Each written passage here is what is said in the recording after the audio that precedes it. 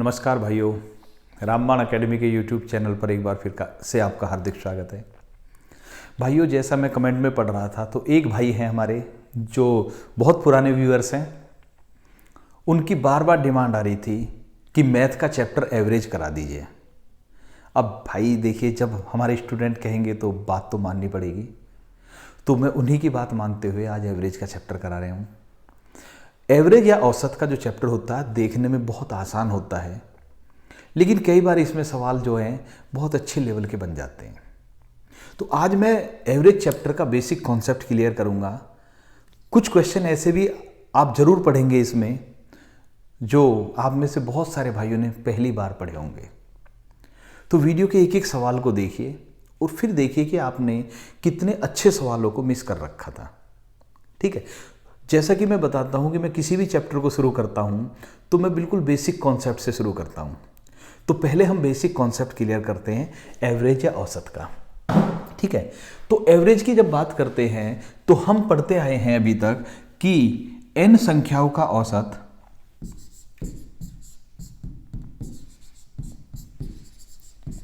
n संख्याओं का औसत जो होता है वो होता है भैया n संख्याओं का योग को n से भाग दे दें। ये पढ़ते हुए हम आए हैं। इसी फॉर्मूले को हम थोड़ा सा रिवाइज कर देते हैं। तो अभी इतना तो सभी बच्चे समझदार हैं कि औसत को एवरेज और योग को टोटल बोलते हैं। तो हम सिर्फ दो ही शब्द यूज कर रहे हैं, n संख्याओं को हटा देते हैं। औसत, औसत क्या है? मतलब एवरेज। n क्या है? संख्या। तो हम क्या कहते हैं? n into average. Average n को इधर ले आए तो n और एवरेज की गुणा हो गई, बराबर हो गया टोटल। तो आपको ये ध्यान रखना है कि इस चैप्टर में आप इस फॉर्मूले का यूज करेंगे। n into average equal to क्या होता है? टोटल होता है। ठीक है, अगर आप इस फॉर्मूले को यूज कर रहे हैं तो ज़्यादातर सवाल आपके बड़े आराम से हो जाएंगे। ठीक है, अच्छा भैया, अब हम जैसा कि हमने बताया औसत का मतलब क्या होता है। औसत का मतलब होता है, एवरेज का मतलब होता है बीच में कोई संख्या पड़ रही है। जैसे सपोज कीजिए कि आप जो है एक बाइक यूज कर रहे हैं। अब बाइक में आपने 2 लीटर पेट्रोल डलवाया। अब हुआ क्या कि आपने जो है कुछ समय बाइक जो है बहुत भीड़ भाड़ वाले एरिया में चलाई। तो पता चला जी आपकी बाइक ने 20 किलोमीटर चलने में आपने 1 लीटर पेट्रोल खर्च कर दिया। भीड़ भाड़ वाला इलाका है, क्लिच ब्रेक से क्या हुआ कि बाइक में 1 लीटर पेट्रोल 20 किलोमीटर चलने में खर्च हो गए। फिर आपको जो है हाईवे मिल गया जहां पर आपको क्लिच ब्रेक का इस्तेमाल नहीं करना पड़ा और एक सी स्पीड से आपने चलाई। 1 लीटर पेट्रोल में अगली जो बाइक है वो 70 किलोमीटर तक चल गई। 1 ही लीटर पेट्रोल खर्च हुआ। तो अब हुआ क्या, आपकी जो बाइक है उसने टोटल कितनी किलोमीटर चला? 90 किलोमीटर चली भाई। और 90 किलोमीटर कितना लीटर खर्च हुआ? 2 लीटर खर्च हुआ। तो 2 लीटर में 90 किलोमीटर चली। तो अब देखिए, पहले में अलग चली, दूसरे में अलग चली। ठीक है, लेकिन 2 लीटर में टोटल 90 चली। तो इसका मतलब अगर आप एवरेज निकालेंगे तो 1 लीटर में कितना आ रहा है भाई? 45 का एवरेज आ रहा है। तो अब हमने क्या करा? टोटल करा, 2 से भाग दे दिया, यानी टोटल बटे n करा तो एवरेज आ गया। ओके, तो 45 का एवरेज आ गया। अब अगर हम 45 और 2 की गुणा करेंगे, n और एवरेज की गुणा करेंगे तो 90 आ जाएगा। सिंपल सी बात है। यही चीज पूरे एवरेज चैप्टर पर लागू होती है। ठीक है, जैसे जैसे हम आगे बढ़ते रहेंगे, कॉन्सेप्ट को क्लियर करते हुए चलेंगे। तो अभी जो है हम जब बात कर रहे हैं चैप्टर की, तो पहला सवाल आप देखिए, ट्राई करके देखिए भैया। ये कह रहा है 72, 58 तथा a का औसत 35 है, तो a का मान कितना होगा? बहुत आसान सा सवाल है, ट्राई कीजिए भाई। ओके भाई, देखिए ये क्या कह रहा है, 72, 58 तथा a का औसत 35 है, तो a का मान बताओ। a की वैल्यू पूछ रहा है। a कोई संख्या है, पता नहीं कौन सी है। तो देखिए औसत कितना है? 35 है। संख्या कितनी है? 3 है। तो 35 गुणा 3 n गुणा एवरेज बराबर क्या होगा? टोटल क्या बैठ रहा? 72 प्लस 58 प्लस a। कोई दिक्कत नहीं।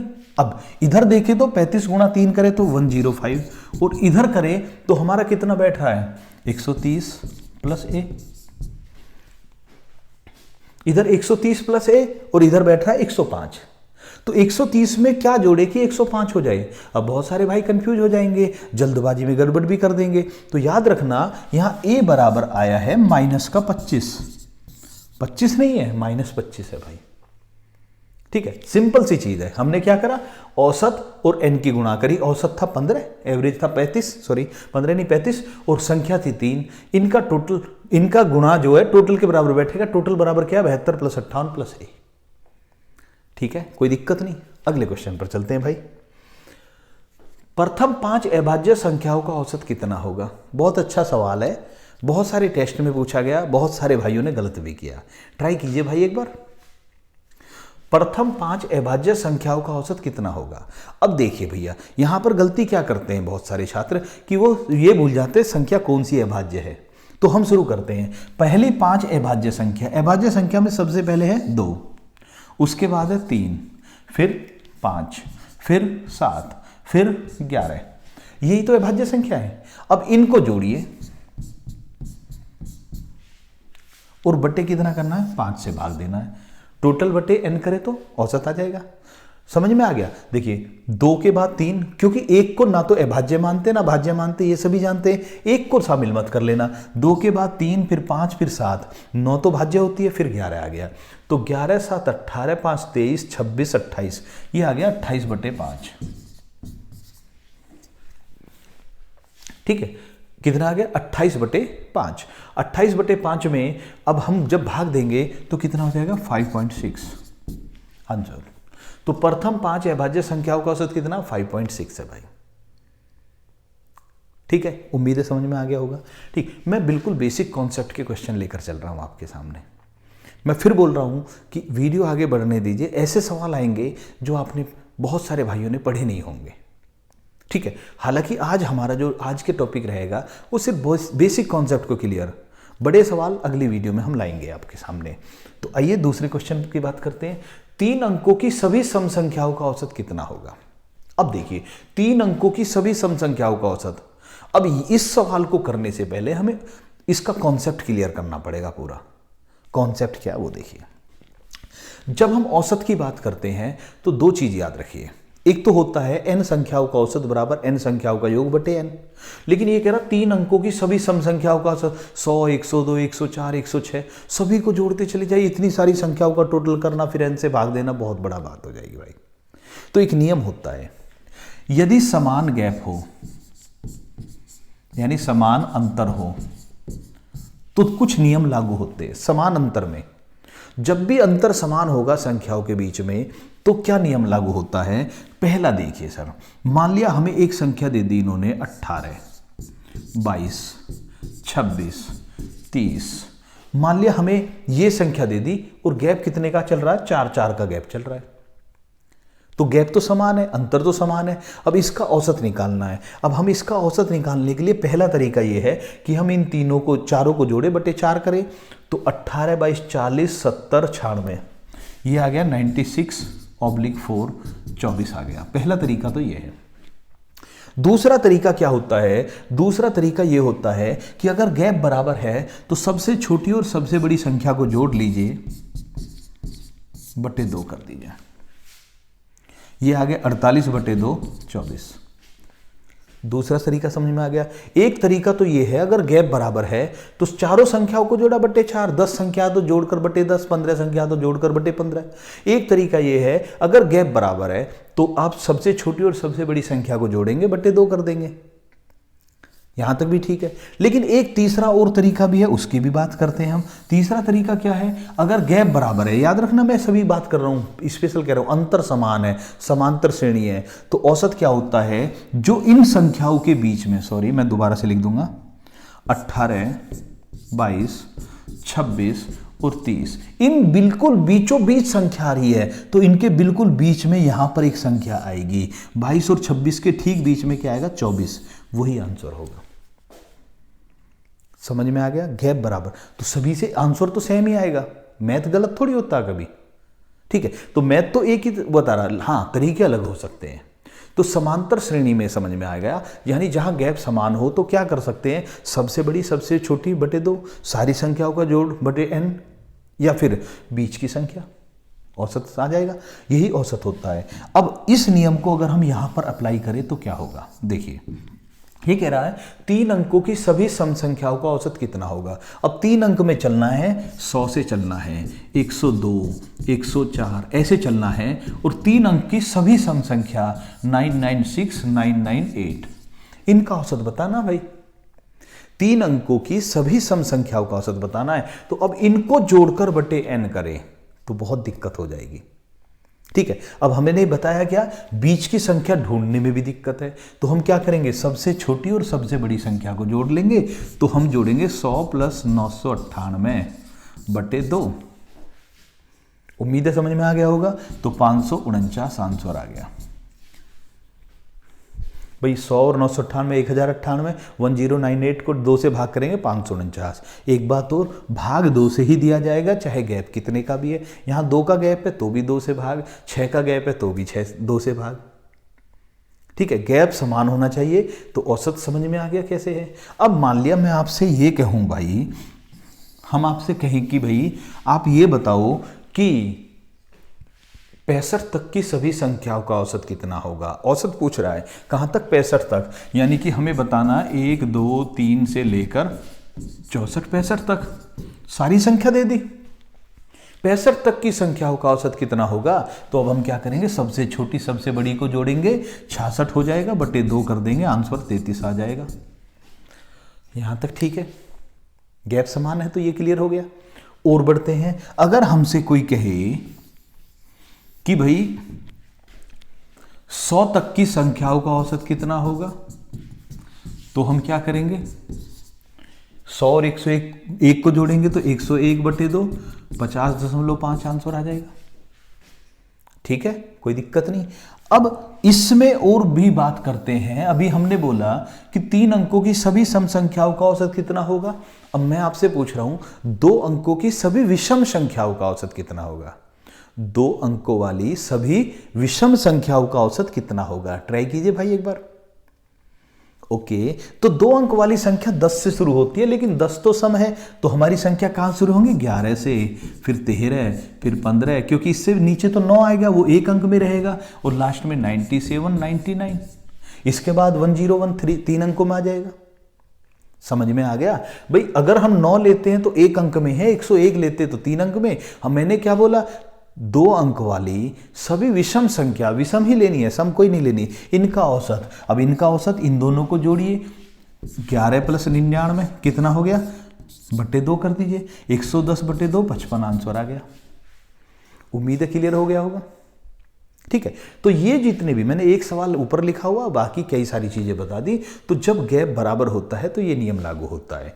मैंने फिर से एक बार रिपीट कर देता हूं कि अगर गैप बराबर है तो हमारे पास तरीके कई सारे हैं। जैसे मान लिया हमसे कोई कहे कि भैया 5, 8 और 11, 5, 8 और 11 का औसत बताओ। तो हमारे पास पहला तरीका क्या है, मैं फिर से रिपीट कर रहा हूं भाई, ध्यान सुनना। पहला तरीका यह है कि हम सारी संख्याओं को जोड़े बटे n करें, n संख्याओं का योग बटे n। तो 8, 5, 13 और 11, 24, 24 बटे 3 करें तो 8 आंसर आ गया, पहला तरीका। दूसरा तरीका मैंने बताया, गैप समान है तो सबसे छोटी और सबसे बड़ी संख्या को जोड़ लीजिए। तो 5 और 11 जोड़ा कितना हो गया, 16, 16 बटे 2 कर दीजिए। जब सबसे छोटी सबसे बड़ी को जोड़ते तो बटे 2 करते हैं, सारी को जोड़ते तो बटे n करते हैं। ये भी समझ में आ गया। और तीसरा तरीका मैंने बताया, बीच की संख्या, जो बीच बिल्कुल बीच में संख्या पड़ेगी वही औसत होगा। तो तीनों स्थितियों में 8 ही तो आंसर आ रहा है। ठीक है, अभी और बढ़ते हैं इसी तरीके पर। अब देखिए, 4 के प्रथम 15 गुणज का औसत कितना होगा। इसको बहुत सारे रट लेते हैं भाई, मैं रटने के बिल्कुल खिलाफ हूं। मैथ कभी नहीं रटा जाता भाई, मैथ रीजनिंग सीखे जाते, समझे जाते हैं। रटना तो है ही नहीं, रटने के लिए जीके पढ़ी है। हालांकि मैं तो जीके के लिए भी बोलता हूं कि जीके भी समझिए, मैथ और रीजनिंग तो समझना ही समझना है, रटने वाली चीज बिल्कुल दिमाग से निकाल दीजिए। ठीक है, 4 के प्रथम 15 गुणज का औसत। अब बहुत सारे भाई रटवा देते हैं, 4 संख्या है, 15 गुणज है तो 15 में 1 की गुणा अधिक की गुणा करो, बटे 2 कर दो। अब बच्चे सोचते हैं हमने तो तोप मार दी, सीख गए, जितने गुणज पूछे 1 ज्यादा से गुणा करके बटे 2 कर दो। लेकिन भैया जी प्रॉब्लम आने वाली है, अभी आप सीखेंगे उस चीज को भी। अभी हम पहले इसको समझाते हैं, इस तरीके से सोल्व नहीं करना। ये कह रहा है 4 के पहले प्रथम 4 के प्रथम 15 गुणज, गुणज का मतलब टेबल यानी पहाड़ा। तो 4 का पहला गुणज होता 4, दूसरा गुणज होता 8, तीसरा होता 12 और 15वां गुणज होता 60। 15 चौके 60, यही होते हैं ना। गैप बराबर है, जब गैप बराबर है तो सबसे छोटी और सबसे बड़ी संख्या को जोड़कर आधा कर दिए, 32 आ गया। आंसर हमारा भी 32 ही आया है, लेकिन हमने रटवाया नहीं है, हम एक ही तरीके पर चल रहे हैं। समझ में आ गया मैंने क्या कहा? रटना नहीं है। मैंने ये कहा कि मैं भी बोल सकता हूं कि 4 गुणा 16/2 कर दो, लेकिन उसमें क्या एक नई चीज आ गई दिमाग में और वो फेल भी हो सकता है। ये तरीका फेल नहीं हो रहा। आइए अब देखिए, फिर से बोल रहा हूं, 4 के पहले 15 गुणज, गुणज का मतलब टेबल या पहाड़ा। तो 4 का पहला गुणज 4 है, दूसरा 8, तीसरा 12 है और 15वां गुणज 60 है। अब आप कोई भी बता सकता है, सबसे छोटी सबसे बड़ी संख्या जोड़िए, 64, 64 का आधा 32। चुटकियों में सवाल हो जाएगा भाई। ठीक है, आगे बढ़ते हैं भाई, अगले क्वेश्चन की बात करते हैं हम। तो अब देखिए 9 के प्रथम 5 सम गुणजों का औसत कितना होगा। अब किसी ने रट लिया तो गड़बड़ हो गई यहां तो, क्योंकि उसने गुणज रट रखा। तो 9 गुणा 6/2, 9 गुणा 6/2 27 आंसर आ रहा है। लेकिन अब चेक करते भाई, अगर आपने रट लिया कि जितने गुणज है उसमें एक फालतू की गुणा करनी है, तो फिर यहां तो सवाल गया। क्यों गया? देखिए 9 के पहले 5 सम गुणजों का औसत, 9 के चाहिए, गुणज चाहिए, लेकिन सम चाहिए। तो देखिए 9 जब हम शुरू में लेंगे 9 चलेगा क्या? ये तो विषम है, नहीं चलेगा। 18 चल जाएगा, 27 नहीं चलेगा, 36 चल जाएगा। समझ में आ गया नहीं आया? अब ये तो गड़बड़ कर देगा ना सवाल को हमारे को। ये कह रहा 9 के पहले 5 सम गुणजों का औसत, सम संख्या चाहिए, इवन नंबर चाहिए, ऑड नंबर नहीं चलेगा भाई। तो अब आप बताइए कि जब 9 के चाहिए तो 18 चलेगा, 36 चलेगा, 54 चलेगा, 72 चलेगा और 90 चलेगा। अब आप बता सकते हैं कि इनका औसत कितना है। सबसे छोटी सबसे बड़ी जोड़कर आधा कर दें 54, या बीच की संख्या बता दें तो भी 54। उम्मीद है समझ में आ गया होगा। इसलिए कहता हूं रटना नहीं है। एक छोटा सा सवाल घूमा, ट्रिक गई, छोटा सा सवाल घूमा, ट्रिक गई। बेसिक डटा रहा, याद रखिए, डटना है मैदान में, बेसिक को मजबूत कीजिए। उम्मीद है समझ में आ गया होगा। आगे बढ़ें। ओके, अब अगर यही कहता, जैसे मैं थोड़ा सा और बात करता हूं, इस बार आप ही करेंगे और उम्मीद है 100% सही करेंगे। मान लिया कह रहा कि 3 के प्रथम 7 विषम गुणज का औसत बताइए। ट्राई कीजिए भाई, 3 के पहले 7 विषम गुणज का औसत। उम्मीद है 100% सही किया होगा आपने। तो 3 के पहले 7 विषम गुणज लेने हैं, तो हमारा 3 चलेगा, 9 चलेगा, 6 नहीं चलेगा, 12 नहीं चलेगा, 15 चलेगा, 21, 27 और 33 चलेगा। तो कितने हो गए हमारे? 6 हुए हैं। 33 के बाद 39 चला लो, 2, 4, 6, 7। ठीक है, बीच में क्या है? 21 से आंसर आ गया। 39 3 जोड़कर आधा कर दीजिए, कोई समस्या नहीं रही। ठीक है, उम्मीद है क्लियर हो गया होगा। 39 और 3 जोड़कर आधा करिए तो भी 21, बीच की संख्या तो भी 21, सभी को जोड़कर बटे 7 करना तो भी 21 आएगा। टोटल 147 है। ठीक है, उम्मीद है यहां तक क्लियर हो गया होगा। तो जब समान अंतर होता है तो क्या करते हैं? अभी 2-3 तरह के सवाल आ चुके हैं, थोड़ा और बढ़ते हैं।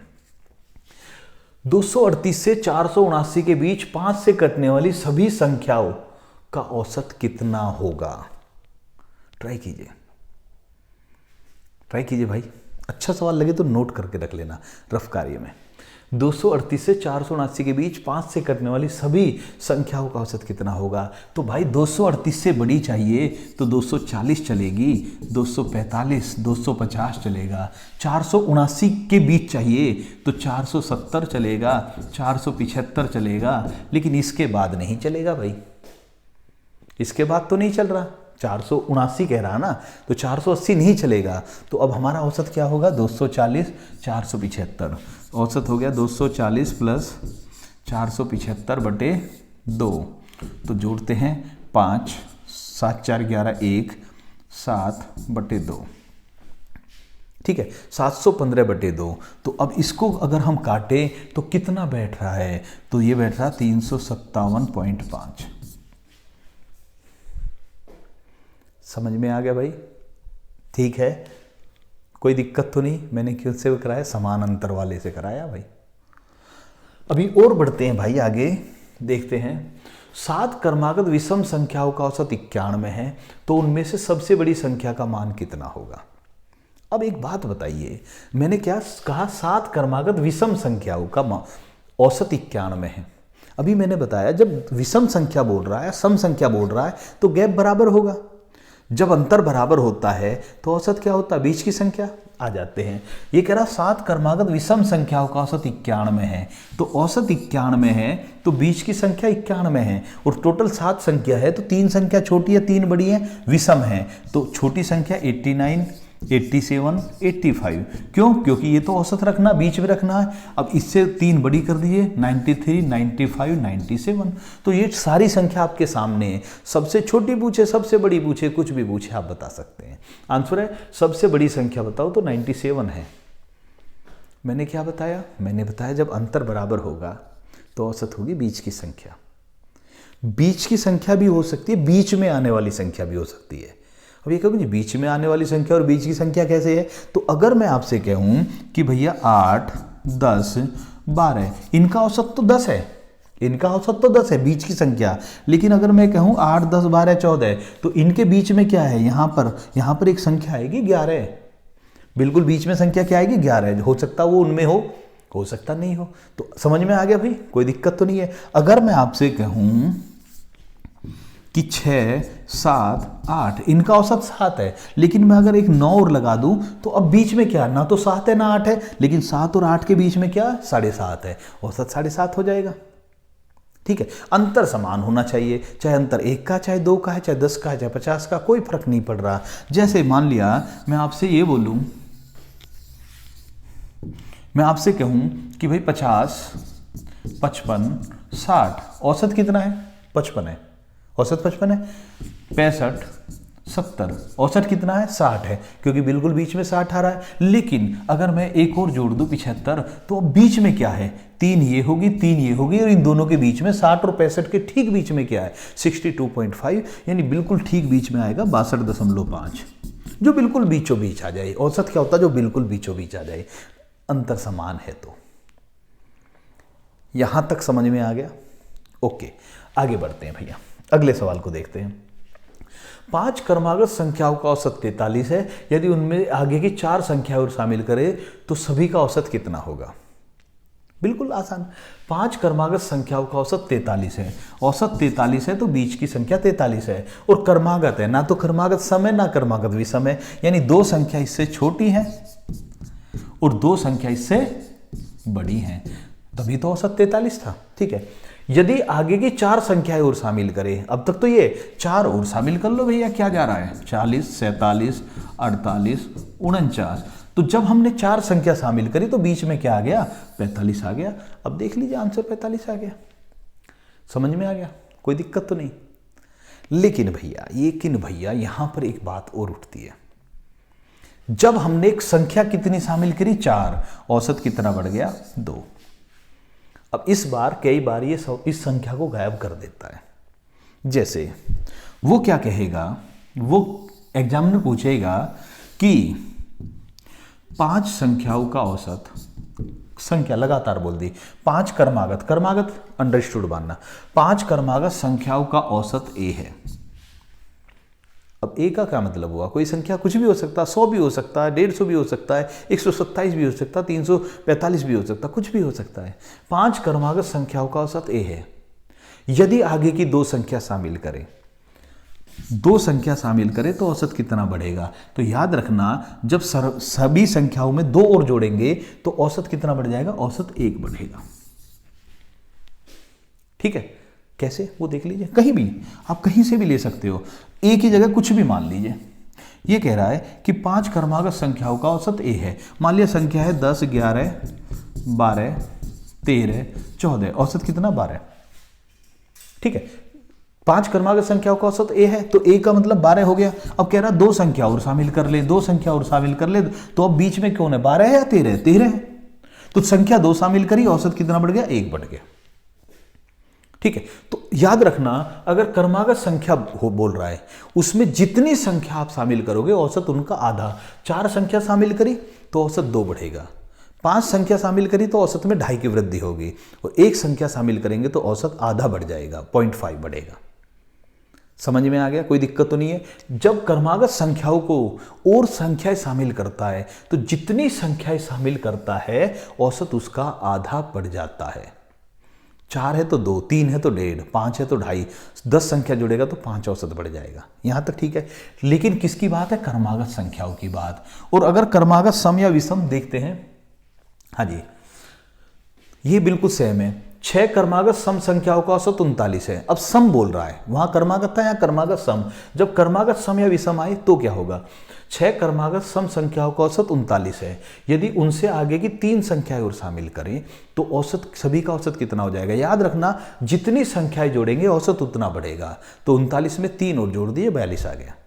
जैसे 6 क्रमागत सम संख्याओं का औसत 39 है, तो देखिए 39 औसत है, तो बीच में ये है, लेकिन ये क्रमागत सम है, ये तो खुद सम नहीं है, तो इससे बड़ी संख्या क्या है? 40 है, 42 है, और 42 के बाद कौन सी है? 44 है।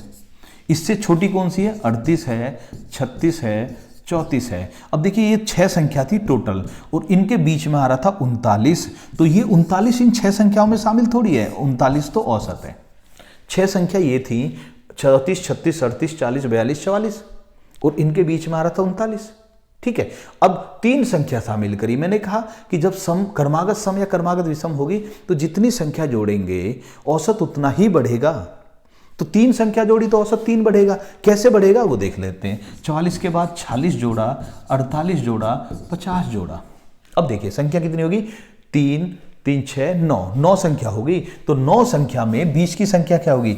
4 छोटी, 4 बड़ी, बीच में आ गया 42, तो औसत 42 बन गया। पहले औसत 39 था, 42 बन गया। कितना बढ़ गया? 3 बढ़ गया। ठीक है भाई, फिर से समझिए। अगर क्रमागत संख्या कह रहा सम या विषम का जिक्र नहीं है, इनका औसत कुछ भी दे रखा, उससे कोई फर्क नहीं पड़ता, संख्या दे या ना दे कोई फर्क नहीं पड़ रहा, तो जितनी नई संख्याएं शामिल करेंगे तो उसका आधा औसत बढ़ेगा क्रमागत संख्याओं के मामले में। लेकिन क्रमागत सम कह रहा है या विषम कह रहा है, तो जितनी संख्या जोड़ेंगे औसत भी उतना ही बढ़ेगा। ठीक है, निष्कर्ष पर फिर से चलते हैं। मैं यहां पर लिखता हूं,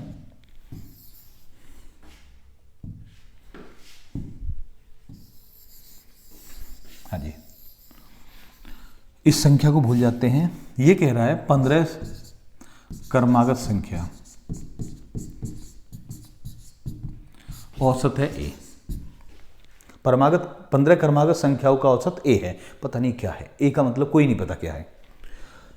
यदि 5 संख्या और जोड़ें तो औसत हो जाएगा a + 5/2। ए में 2.5 जुड़ जाएगा। क्यों? क्रमागत संख्या है। यहां तक ठीक है? ओके।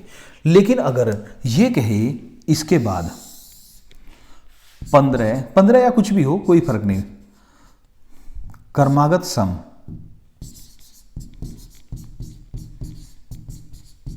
औसत है ए, क्रमागत सम लिख दिया। यदि 5 संख्या जोड़ेंगे तो औसत कितना बढ़ जाएगा? a + 5 होगा क्रमागत सम के मामले में। अगर ये क्रमागत सम की जगह विषम लगा देगा, यानी इवन लगा देगा, ऑड लगा देगा, इवन ऑड में से कोई मतलब नहीं है, तो भी औसत 5 ही बढ़ेगा। जितनी संख्या जोड़ेंगे औसत उतना बढ़ेगा क्रमागत सम और क्रमागत विषम के मामले में। लेकिन क्रमागत संख्याओं के मामले में औसत कितना बढ़ता है? आधा बढ़ता है। यहां तक कोई दिक्कत नहीं है। अगले क्वेश्चन पर आते हैं भाई। बहुत अच्छा सवाल है, नोट करने लायक सवाल है, और करके जरूर देखिए। किसी समांतर श्रेणी की 28 संख्याओं का औसत 134 है, तो उस श्रेणी की सबसे बड़ी और सबसे छोटी संख्याओं का योग कितना होगा? ट्राई कीजिए भाई, बड़े आराम से कीजिए, बहुत अच्छा सवाल है। ठीक है, देखते हैं।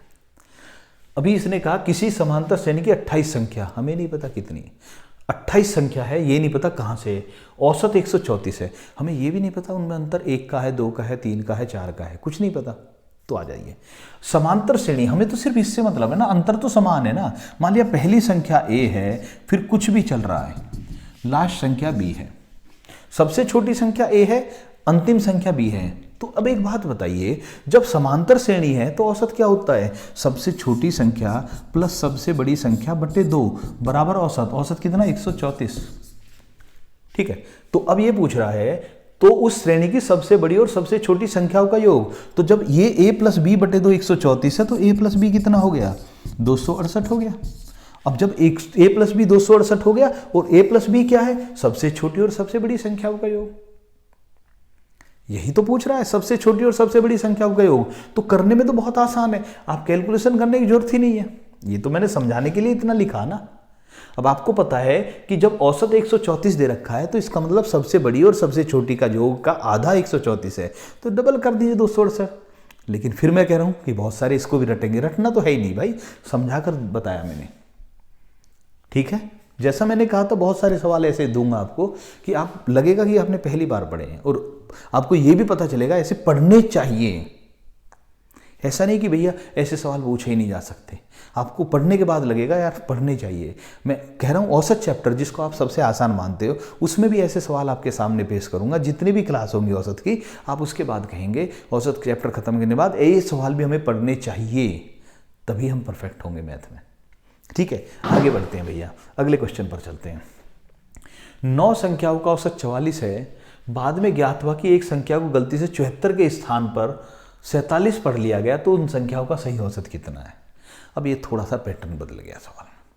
अभी तक हम समांतर श्रेणी वाले कर रहे थे, अब थोड़ा सा बदल गया। ठीक है, 9 संख्याओं का औसत 44 है। ठीक, अब हमें कुछ नहीं करना, n एवरेज टोटल, इसको 2 तरीके से किया जा सकता है सवाल को। अभी मैं बेसिक से बता रहा हूँ, अभी जब जैसे जैसे हमारी क्लास बढ़ेगी तो इसका दूसरा तरीका भी बताएंगे, क्योंकि हमें उसके दौरान हमें कुछ और भी सीखना पड़ेगा। 9 संख्या औसत है 44, तो 9 चौके 36, 9 चौके 36 और 3 39, 396। ठीक है, 396 टोटल हो गया। बाद में पता चला कि एक संख्या को गलती से 74 के स्थान पर 47 पढ़ लिया गया। ठीक है, एक संख्या को 74 के स्थान पर 47 पढ़ लिया गया, तो पढ़ना था 74, 47 पढ़ लिया। यानी सही ये देखना, बस आपको इसमें ये ध्यान रखना सही क्या है और गलत क्या है। एक संख्या को गलती से 74 के स्थान पर 47 पढ़ लिया गया, यानी अगर हम सही पढ़ते तो 74 पढ़ते, गलत पढ़ लिया 47। तो इसमें 396 में गलत जो है वो 47 है। तो अगर हम इसमें से 47 घटा दें, यानी गलत संख्या को निकाल दिया, तो 16 में से ये बच गया 9 और 8 में से 4, 349 बचा। लेकिन एक संख्या कम हो गई। अब सही संख्या को इसमें जोड़ दो, प्लस 74 कर दो। तो जब सही करेंगे तो 9 4 13, 1 12 को 2 और 4, 423 आ गया। अब 423 बटे 9 कर लीजिए, सही टोटल है 423 बटे 9, तो 9 चौके 36, कितना बच गया 6, 9 7 63, सही एवरेज है 47। औसत, सही औसत पूछ रहा है, उन संख्याओं का सही औसत 47 आ गया। एक तरीका तो ये है। दूसरे तरीके पर आते हैं। देखिए, अभी हम इस सवाल को, एक तो ये तो कर ही सकते हैं, दूसरे पर देखिए। 9 संख्याओं का औसत 44 है। बाद में ज्ञात हुआ कि एक संख्या को गलती से 74 के स्थान पर 47 पढ़ लिया गया। अब देखिए, सही था 74, गलत है 47। संख्या कितनी है? 9 है। तो आप पहले देखेंगे कि सही ज्यादा है या कम है। अगर सही ज्यादा तो आंसर भी ज्यादा होगा, अगर सही कम है तो आंसर भी कम होगा। मतलब गलत ये है, सही ये है, तो सही करने के लिए हमें बढ़ाना पड़ेगा। टोटल बढ़ेगा तो औसत भी बढ़ेगा, याद रखिए। तो औसत जो है 44 से ज़्यादा होगा, पहली चीज़ तो ये। अब देखते हैं, अब आपको करना क्या है, सही और गलत में अंतर देखिए कितना है। दोनों में 27 का अंतर है। ओके, दोनों में टोटल 27 का अंतर है, तो टोटल में 27 का अंतर आया। अब जितना टोटल है उसको n से भाग दीजिए। 9 तो है ही है, 9 से भाग दिया तो 3 आ गया। ठीक है, पहले सही और गलत का अंतर लिया, उसको n से भाग दिया, 3 आ गया। अब 3 को बढ़ाना है। क्यों बढ़ाना है? क्योंकि सही ज्यादा है। तो 44 में 3 बढ़ा दीजिए, आंसर 47 आ गया। ठीक है, उम्मीद है ये समझ में आ गया होगा। ठीक, ऐसा कोई भी सवाल है बिल्कुल आराम से देखना है, सही ज्यादा या गलत ज्यादा। अगर सही ज्यादा तो औसत बढ़ेगा, गलत ज्यादा है तो औसत घटेगा, सीधी सी बात है। ठीक है, सही पर ध्यान देना है। तो सही ज्यादा है तो औसत बढ़ेगा। कितना बढ़ेगा? इन दोनों का अंतर 27। 27 को n से भाग दिया, क्योंकि 9 संख्या तो 9 से भाग देगा 3, औसत में 3 बढ़ा दो, आंसर आ गया। ठीक है, अगले क्वेश्चन पर आते हैं भाई। कुछ संख्याओं का औसत 22 है। यदि सबसे छोटी संख्या में 45 जोड़ दें और सबसे बड़ी संख्या में से 21 घटा दें तो औसत 25 हो जाता है। तो संख्याएं कितनी है? ट्राई कीजिए भाई, बहुत अच्छा सवाल है। ओके, देखते हैं। कुछ संख्या हमें नहीं पता कितनी है,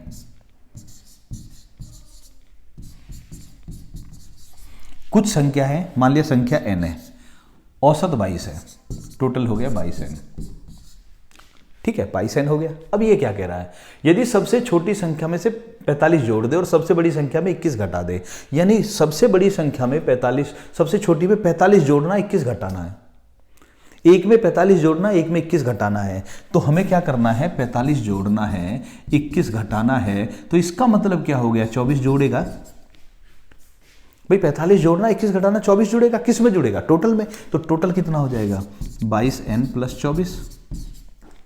ठीक है, तो औसत कितना हो जाएगा? 25। ये कह रहा औसत 25 रह जाएगा। और संख्या तो उतनी की उतनी रहेंगे ना, संख्या थोड़ी बदली हमने, संख्या अभी भी उतनी है जितनी पहले थी। औसत बदल गया, एक संख्या को बढ़ा दिया, एक को घटा दिया। तो एक को 45 बढ़ाया, एक को 21 घटाया, टोटल 24 बढ़ गया। टोटल में 24 बढ़ा, औसत 25 हो गया। ये लिख दिया, संख्या आज भी उतनी है। तो अब एक बात बताइए, तो हमने क्या बता रखा? n गुणा एवरेज बराबर टोटल होता है। तो आ जाइए, तो ये हो गया 25n बराबर 22n + 24। अब इसको इधर ले गए तो क्या बचा? 3n बराबर 24। जब 3n बराबर 24 है तो 1n बराबर 8 है। पूछ रहा है संख्या कितनी है? n बराबर 8। सीधा सा सवाल है। ठीक है भाइयों, कैसा लगा सवाल? बहुत आसान सवाल, बहुत अच्छा सवाल। ध्यान नहीं करेंगे तो सवाल गया, फ्री का सवाल गया, फ्री का नंबर जाएगा भाई, ध्यान करना है। ठीक है, अगले क्वेश्चन को आते हैं। प्रथम 11 संख्याओं के वर्गों का औसत कितना है? बिल्कुल लड्डू सवाल है, बहुत आसान है भाई। प्रथम 11 संख्याओं के वर्गों का औसत कितना होगा? जल्दी बताइए। ओके, पहली 11 संख्या। अब 11 संख्याओं का वर्ग, 1 का वर्ग, 2 का वर्ग, ऐसे ही चलते हुए हम कहाँ पहुँचते? 3 का वर्ग पर, और लास्ट में 10 का वर्ग और 11 का वर्ग। इनका औसत बताना है। अब एक बात बताइए कि क्या हम 1 और 121 को जोड़कर आधा कर सकते हैं? नहीं कर सकते। क्यों नहीं कर सकते? क्योंकि गैप बराबर नहीं होगा। 1, 4, 9, 16, 25, गैप बराबर कहाँ है? गैप चेंज हो रहा है। तो हम इस नियम को नहीं लगा सकते कि सबसे छोटी सबसे बड़ी बटे 2। हमें करना क्या होगा? तो पहले हम इनको जोड़ते हैं, 1 से लेकर 11 तक की संख्याओं के वर्गों को जोड़ते हैं। तो हमारा टोटल कितना हो जाएगा? टोटल हो जाएगा 11 गुणा 12 गुणा 23 बटे 6।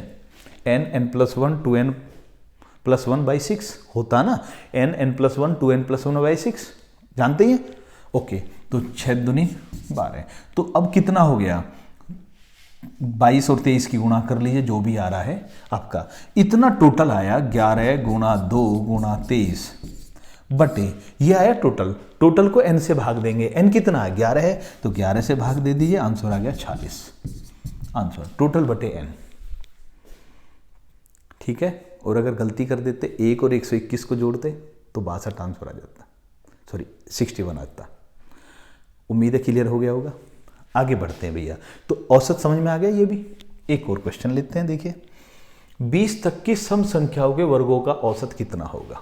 ध्यान से देखना, 20 तक की सम संख्याओं के वर्गों का औसत कितना होगा?